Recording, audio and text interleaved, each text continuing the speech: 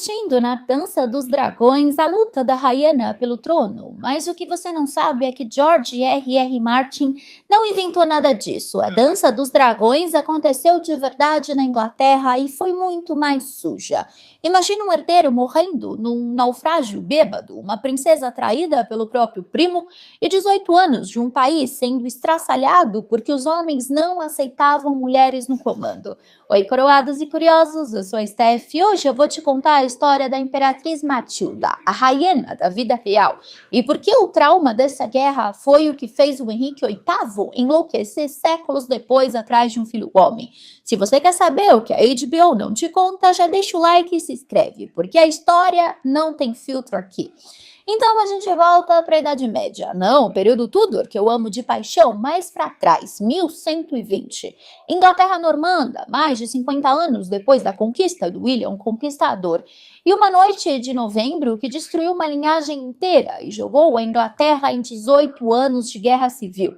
Vamos começar por Henrique I. Ele era filho do William Conquistador, o terceiro filho, que chegou ao trono em 1100, depois de uma série de manobras políticas, que seria outro vídeo inteiro. O que importa sobre ele para essa história é o seguinte: ele era um rei competente, um administrador sólido e tinha uma vida amorosa extraordinariamente movimentada para os padrões medievais mesmo. Acredita-se que ele teve pelo menos 20 filhos ilegítimos, com várias mulheres diferentes ao longo do reinado. Mas com a esposa legítima Matilda da Escócia, que era uma princesa escocesa com sangue da velha linhagem saxônica inglesa, ele teve apenas 2 filhos que sobreviveram, um menino chamado William, que os documentos latinos registram como William Adelin, e uma menina chamada Matilda. Claro que ele era o herdeiro, tinha 17 anos em 1120, já tinha sido reconhecido como Duque da Normandia, já tinha sido formalmente apresentado como sucessor do pai, o futuro estava traçado. A Matilda, mais velha, tinha sido mandada para o continente europeu por um casamento politicamente vantajoso. Ela se casou com o imperador do Sacro Império Romano, Henrique V, que lhe deu o título de imperatriz, que ela carregaria para o resto da vida, mesmo depois dele morrer. Era uma boa situação para todo mundo. William herdaria a Inglaterra e a Normandia. A Matilda era imperatriz. O Henrique I tinha garantido a sua sucessão. Estava tudo certo e nada resolvido. Então, chegou a noite de 25 de novembro de 1120. O Henrique I precisava voltar da Normandia para a Inglaterra. Ele já tinha embarcado no próprio navio e estava a caminho.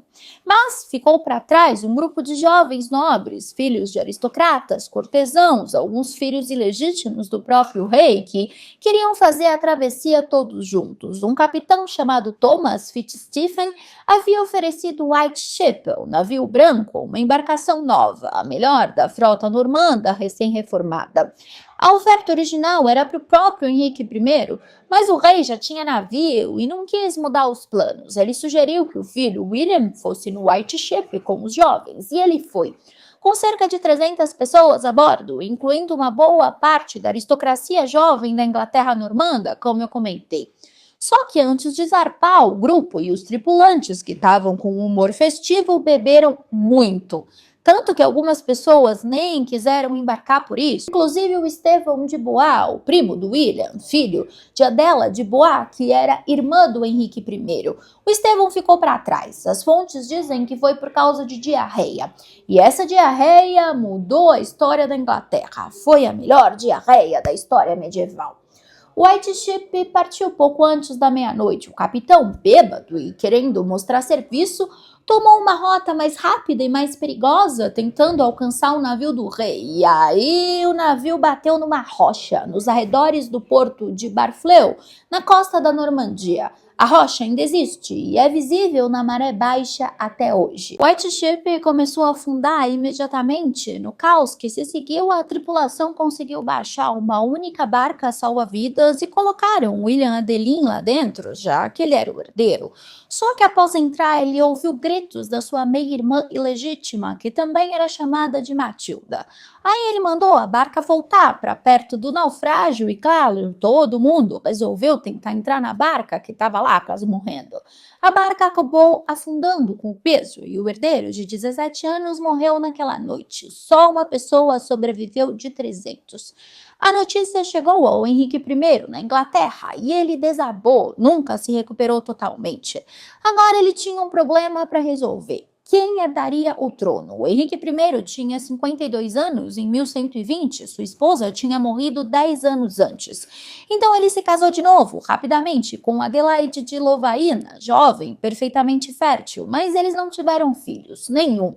E os anos começaram a passar, o Henrique envelheceu e a única opção que sobrava, a opção que nenhum rei medieval queria encarar, era a filha, Matilda, a imperatriz, que vivia na Alemanha e tinha ficado viúva em 1125, após a morte do imperador Henrique V, seu esposo, sem deixar filhos. Retornou à Inglaterra carregando 3 coisas: o título imperial, que jamais abandonaria, uma experiência política raríssima para uma mulher do século XII e a convicção absoluta de que o trono inglês lhe pertencia por direito de sangue. E ela estava certa, e isso é o problema.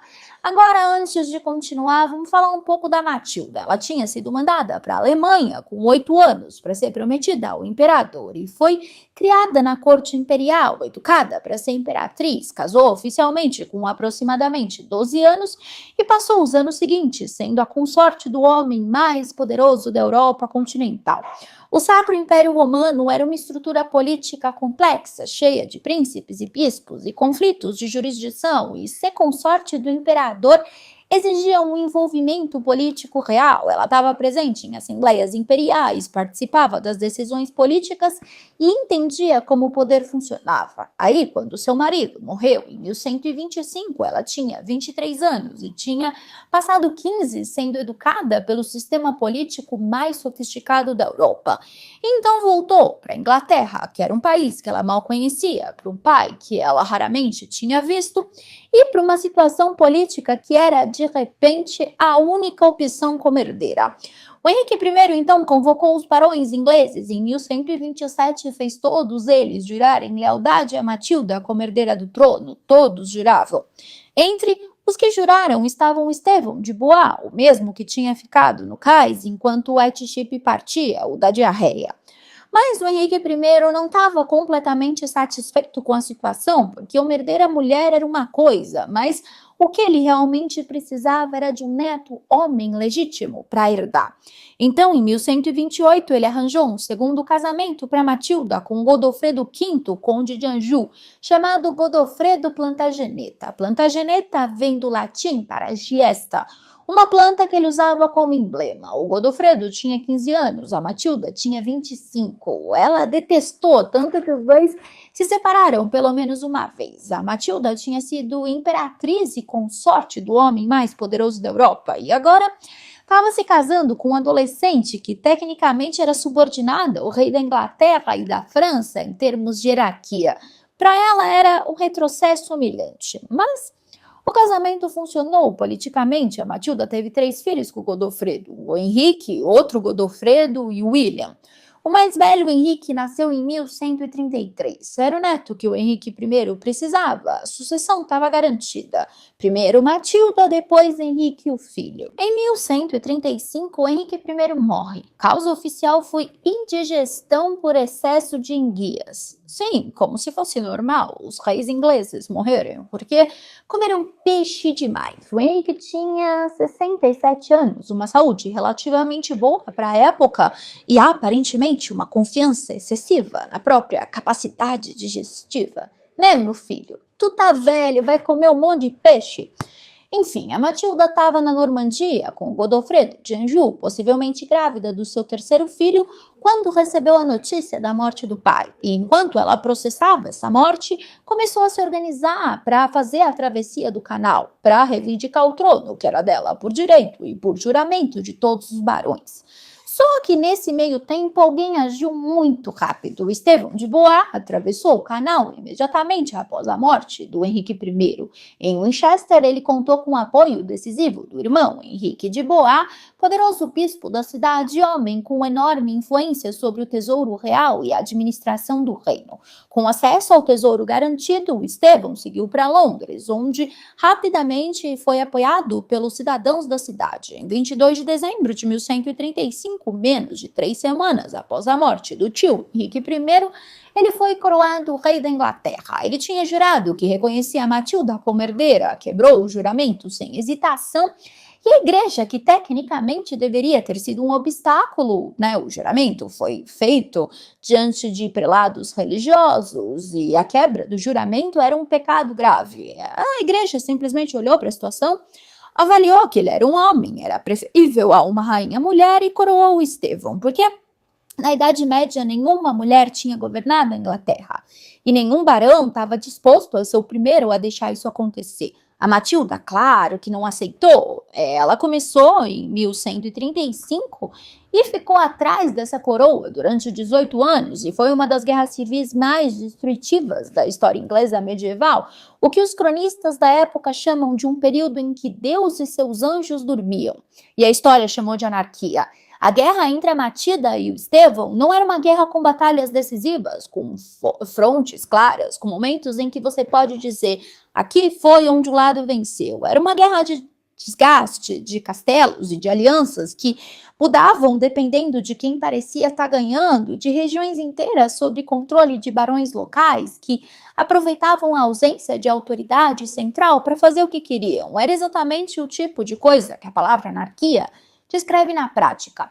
Os cronistas que viveram nesse período deixaram descrições aterrorizantes. A crônica anglo-saxônica, um documento que tinha registrado eventos ingleses por séculos, descreveu o período da anarquia com uma linguagem que é rara naquele tipo de registro oficial. Homens sendo capturados e torturados por barões que queriam ouro e não tinham escrúpulos sobre como consegui-lo. A crônica descreve pessoas sendo penduradas pelos tornozelos com fogo embaixo, outros com pedras amarradas ao redor do pescoço. Descreve cidades queimadas, colheitas destruídas, populações que abandonaram regiões inteiras e disseram então abertamente que Cristo e os anjos dormiam. Isso não é exagero moderno, era o que as pessoas que viviam naquele período achavam que estava acontecendo. O primeiro grande momento da guerra foi em fevereiro de 1141. O principal apoiador da Matilda na Inglaterra era o meio-irmão dela, Ricardo de Gloucester, um dos vários filhos ilegítimos do Henrique I, que tinha escolhido o lado da irmã desde o início e que era um militar super competente, político ainda mais competente. Ele acabou capturando Estevão. Imagina, o próprio rei da Inglaterra sendo feito prisioneiro em campo de batalha. Pensa no que isso significa. Estevão preso. Matilda era a única candidata ao trono que estava livre. Tinha um apoio militar para fazer uma reclamação. O bispo Henrique de Winchester, que tinha ajudado a coroar o Estevão em 1135, mudou de lado imediatamente e recebeu a Matilda. A Matilda chegou em Londres em meados de 1141, estava a dias da coroação, estava, para todos os efeitos práticos, na posição de rainha da Inglaterra.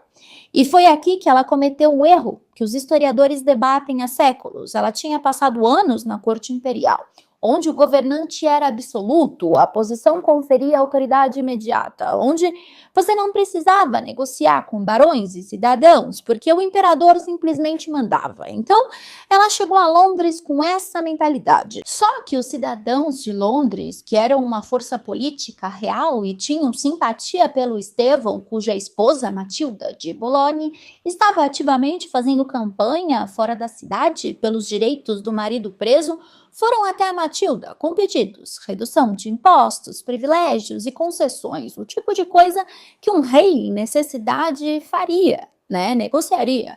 A Matilda simplesmente os dispensou, sem concessões, sem diplomacia, com uma arrogância que os cronistas registraram como alienante. Ela era herdeira legítima, ela tinha o direito, mas precisava negociar com os cidadãos. Londres se rebelou, os sinos da cidade começaram a soar, uma multidão armada avançou. A Matilda e a sua corte fugiram às pressas, literalmente abandonando um banquete preparado para a festa de coroação. A coroa, que estava a dias de distância, puff, evaporou em horas. Ela tinha chegado, tinha o trono na mão e perdeu. Não para o Estevão, para o próprio orgulho.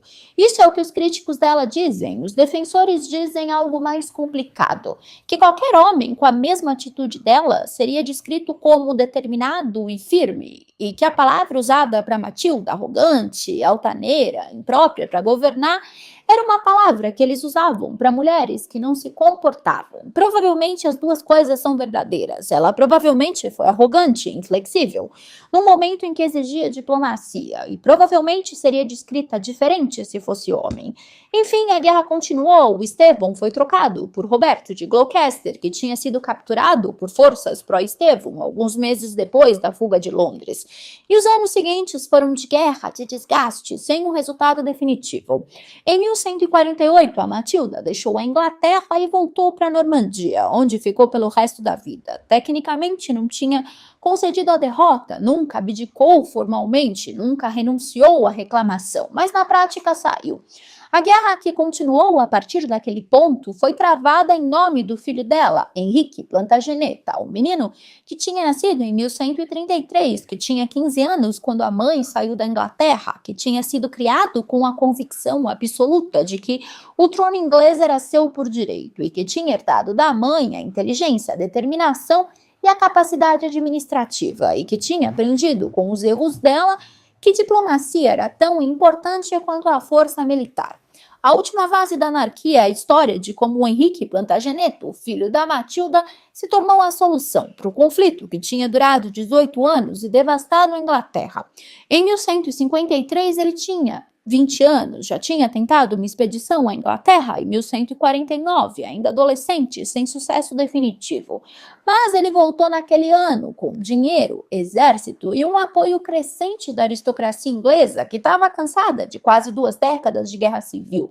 O Estevão já não tinha a mesma força política, e então veio um golpe decisivo. O filho e herdeiro do Estevão, o Eustácio, morreu em agosto de 1153, enquanto saqueava propriedades da igreja na região de São Edmundo. Os cronistas interpretaram isso como castigo divino. Mas o impacto foi mais do que simbólico. Eustácio não era apenas o filho do Estevão, era o futuro da causa boa. Sem ele, o rei perdeu não só um herdeiro, mas a principal razão política para continuar a guerra. Muitos nobres ingleses já estavam exaustos demais para apoiar outro ciclo de conflito dinástico. Então, eles começaram a negociar. Em novembro de 1153 foi assinado o Tratado de Windingford. O Estevão seria rei para o resto da vida, mas reconheceria o Henrique Plantageneta como herdeiro.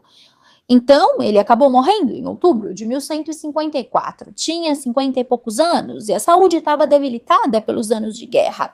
E o Henrique Plantageneta, filho da Matilda, neto do Henrique I, foi coroado Henrique II em dezembro de 1154. O que a Matilda tinha tentado tomar à força, o filho obteve por pressão militar e negociação. A Matilda nunca foi coroada, ele foi. E a linhagem que continuou, os Plantagenetas, governou a Inglaterra por 3 séculos. Essa era a linhagem da Matilda. Ela viveu para ver isso. Ela morreu em 1167, com 75 anos.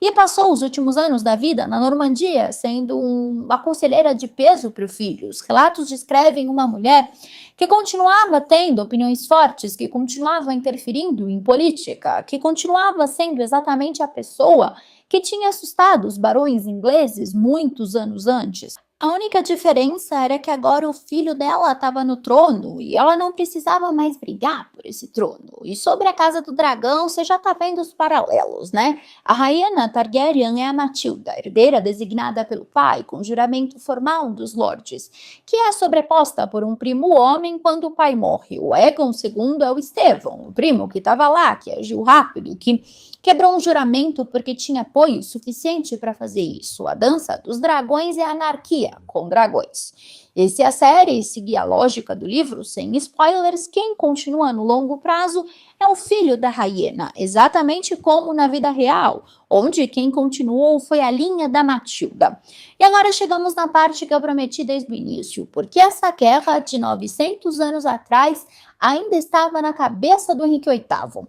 Vamos fazer a linha do tempo primeiro. A anarquia foi em 1135 a 1153. O Henrique VIII subiu ao trono em 1509, 356 anos depois. Nenhuma pessoa viva estava em 1509 e tinha vivido a anarquia. Era história, não memória. Mas o Henrique VIII era um homem muito educado, era intelectualmente curioso, era uma pessoa que leu muito, tinha sido formado para se tornar eclesiástico antes do irmão mais velho Arthur morrer e deixá-lo como herdeiro. Sério, imagina o Bifão sendo cardeal. O Henrique conhecia a história inglesa, a anarquia, e conhecia outra coisa muito mais recente, muito mais pessoal, a Guerra das Duas Rosas. A Guerra das Duas Rosas é outro vídeo que eu pretendo fazer, então eu não vou entrar em todos os detalhes aqui, mas o essencial foi a Guerra Civil Inglesa do século XV, entre as casas de Lancaster e York, duas linhagens que descendiam do rei Eduardo III e que brigaram durante décadas pelo trono. Terminou com a vitória dos Tudors, o pai do Henrique VIII, o Henrique VII, que a gente está fazendo as biografias todas as segundas, lembra? Ele era da casa de Lancaster e derrotou o Ricardo III, que era da casa de York, na Batalha de Bosworth Field, em 1485. O Henrique VIII tinha que se lembrar da Guerra das Duas Rosas, não como história distante, mas como razão de existência. O próprio reinado Tudor era o resultado direto de uma guerra de sucessão. O pai do Henrique VIII tinha passado o próprio reinado muito paranoico, eliminando qualquer plantageneta que pudesse servir de foco para rebeliões. A Margaret Pole, a condessa de Salisbury, por exemplo, que eu já comentei, foi executada com 68 anos, e precisamente porque ela tinha sangue plantageneta, que o próprio Henrique VIII considerava perigoso. Então, quando ele pensava na sucessão, ele pensava na Guerra das Duas Rosas, que tinha produzido o próprio pai. Ele estava pensando no que aconteceria com reinos que tinham sucessões problemáticas, e estava pensando na anarquia, porque a anarquia era o precedente mais direto do que ele temia, uma filha herdeira que seria contestada por homens que não aceitariam ser governados por uma mulher. A única vez antes de 1509 que uma mulher tinha tentado ser soberana, rainha da Inglaterra, não consorte de um rei, mas rainha soberana com autoridade própria, a Inglaterra tinha passado 18 anos nessa guerra civil que eu comentei, com a própria candidata sendo expulsa de Londres e forçada a fugir no meio da noite, depois de quase ser coroada. Então, esse era o único dado histórico que o Henrique VIII tinha sobre mulheres no trono inglês, e era catastrófico, nem preciso falar. Por isso, todo o assunto da anulação do casamento com a Catarina de Aragão, a decapitação da Ana Bolena, fazem todo sentido. Porque na cabeça dele, uma filha no trono era o começo de outra anarquia, ou o começo de uma outra Guerra das Duas Rosas. Ele estava errado, a gente sabe que ele estava errado, porque a Maria I, filha da Catarina de Aragão, governou a Inglaterra de 1553 a 1558 sem uma guerra civil. E a Elizabeth I, a filha da Ana Bolena, governou de 1558 a 1606, 45 anos, e é considerada uma das maiores rainhas que a Inglaterra já teve. Então, o medo do Henrique VIII era baseado num precedente de 300 anos atrás, que não se aplicava mais ao mundo que ele vivia, mas o medo era real. E tudo começou numa linha direta, com um navio bêbado batendo numa rocha em Barfleur na noite de 25 de novembro de 1120, e um menino de 17 anos voltando para salvar a irmã. E sobre a continuação, você já viu aqui no canal o vídeo sobre o Cavaleiro dos Sete Reinos, que é a próxima série do universo de Game of Thrones. Eu também estou preparando um vídeo sobre Game of Thrones e a Guerra das Duas Rosas, né, que o George R.R. Martin usou como inspiração, lembrando que ele é historiador. Então faz todo sentido. E aí no vídeo eu vou fazer o mesmo exercício de contar a história real e mostrar os paralelos com os Starks, os Lannister e os Baratheon. Esse vídeo fica para os próximos. Por enquanto, anarquia. 18 anos de guerra civil, uma imperatriz que quase chegou ao trono e não chegou. um filho que chegou por ela e um naufrágio que começou tudo isso. Eu sou a Steph e obrigada por estar aqui. Aproveita e se inscreve no canal e se torna membro e ativa o sininho, me ajuda a trazer para você conteúdos de qualidade todos os dias aqui. Nós temos vídeos novos todos os dias, às 8 horas da noite. Um beijo grande e eu te vejo amanhã para o próximo Steph Flix.